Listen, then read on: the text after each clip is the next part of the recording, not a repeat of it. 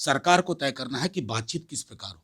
देखिए, ये परिस्थितियां इसलिए उत्पन्न हुई ना कि 60 से ज्यादा दिन तक सरकार ने सोचा कि इनको थका करके खत्म कर देंगे।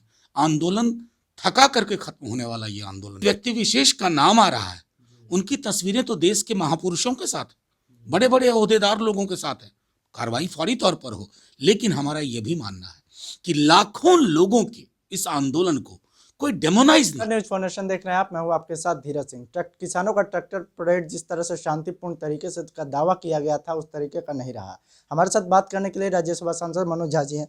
सर, कल गणतंत्र गरिमा पर जिस तरह से धब्बा लगा, वो क्या अब कभी मिट पाएगा? देखिए, मैं समझता हूं कि इसको समेकित दृष्टिकोण से देखने की जरूरत है। समग्र संयुक्त किसान मोर्चा ने, मैं आईटीओ के आसपास ही था, फौरी तौर पर कहा कि हम इससे डिसोसिएट करते हैं, कंडेम किया उन्होंने, सबने एक स्वर से निंदा की। लेकिन अब ये महत्वपूर्ण है कि ये तहकीकात का विषय है, अनुसंधान करिए कि हैंडफुल, मुट्ठी भर लोग सिर्फ 12-14 ट्रैक्टर लेकर के लाल किला जा रहे हैं। पैसेज कैसे मिला?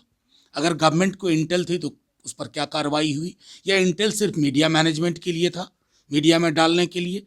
और जिस व्यक्ति विशेष का नाम आ रहा है, उनकी तस्वीरें तो देश के महापुरुषों के साथ, बड़े बड़े ओहदेदार लोगों के साथ है। कार्रवाई फौरी तौर पर हो, लेकिन हमारा यह भी मानना है कि लाखों लोगों के इस आंदोलन को कोई डेमोनाइज ना करे। अगर कोई असामाजिक तत्व है जिसकी काफी पड़ताल हो रही, उसकी व्यापक अनुसंधान हो, चिन्हित हो, दंडित हो, लेकिन खेतिहर समाज का यह आंदोलन, उसको कोई बदनाम करे इस बहाने, वो उचित नहीं है।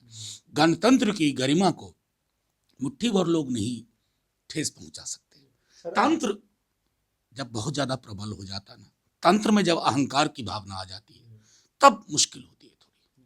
सर, आप भी कह रहे हैं कि मुट्ठी भर लोग है, किसान नेताओं भी का दावा है कि मुट्ठी भर लोग, लेकिन क्या मुट्ठी भर लोगों से इतना बड़ा आंदोलन जो अंजाम दिया जा सकता था? नहीं, व्यापक आंदोलन देखिए, और जो लाल किला में हुआ उसको देखिए, दोनों को अलग रखिए। लाल किला में पैसेज कैसे मिले?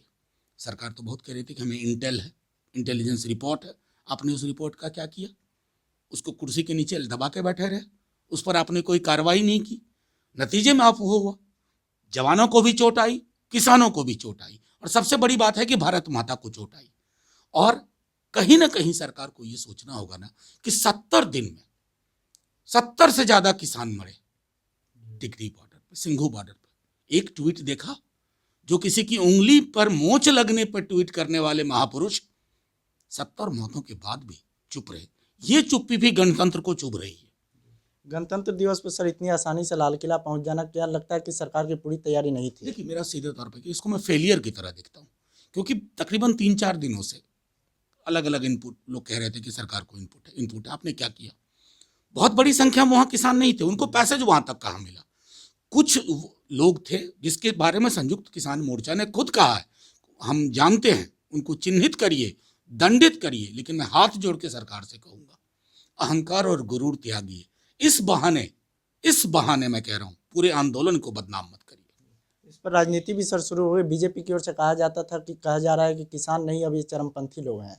मैं मानता हूं कि ये कह करके आप किसानों के मान को घटा रहे हैं। अन्नदाता है, मुट्ठी भर लोग, हम तो सैकड़ा उदाहरण दे देंगे विश्व भर के और देश के आंदोलन में, जहां मुट्ठी भर लोगों ने उपद्रव करने की कोशिश की, लेकिन उससे उस आंदोलन के तेवर, मिजाज, उसकी गरिमा, उसके मर्म को ठेस पहुंचाना उचित नहीं है। एक आखिरी सवाल है सर कि जिस प्रकार से कल घटना हो, उसके बाद संसद घेराव के भी इन लोगों के कार्यक्रम है 1 फरवरी को, तो क्या आप लगता है कि इजाजत देनी चाहिए सरकार? संसद घेराव की बात नहीं कही थी, मार्च और घेराव में अंतर होता है। उन्होंने कहा था मार्च करेंगे 1 फरवरी को, बजट का दिन है, बहुत महत्वपूर्ण दिन होता है। संयुक्त किसान मोर्चा अब फैसला करेगा, सरकार को तय करना है कि बातचीत किस प्रकार हो। देखिए, ये परिस्थितियां इसलिए उत्पन्न हुई ना कि 60 से ज्यादा दिन तक सरकार ने सोचा कि इनको थका करके खत्म कर देंगे।